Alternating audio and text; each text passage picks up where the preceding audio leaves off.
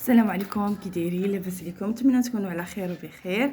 اليوم ان شاء الله جيتكم فيديو جديد. عارفه راسي وليت كنغبر بزاف وبغيت هنا نشارك معكم واحد نقولوا جوله في واد الحصال.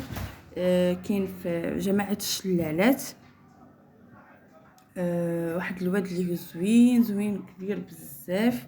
تقدر دوز فيه الصباح ديالك، العشيه ديالك، دوز فيه النهار كامل. واحد الواد زوين كما غادي تشوفوا معايا. المساحه ديالو كبيره، وحتى الطريق ديالو ملي كتكون غادي طريق زوينه فيها كلها خضوره كلها طبيعه. الطريق ديالو حتى هي زوينه مبهجه كلها بخضوره والطبيعه.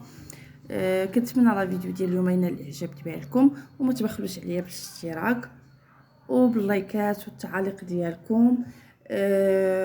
وكنتمنى اللي شاف الفيديو ديالي بارطاجيه مع الناس اخرين، وتعاونوني باش نكمل الشروط ديال هذه القناه هذه.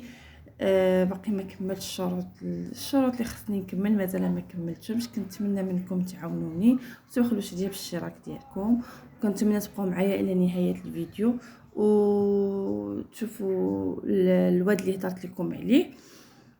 كما قلت لكم الواد كاين في الشلالات. واد زوين كبير بزاف كما غتشوفوا معايا. كاينين فيه حتى الناس اللي بحال هكا تقول لي عندهم هوايه الصيد، كيكونوا تما كيديروا الصنارات ديالهم وهذا كيصيدوا تمايا.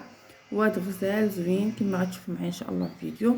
ونخليكم دابا مع لا فيديو، نقول لكم السلام عليكم الى فيديو اخر ان شاء الله. بقاو حتى تكملوا لا فيديو.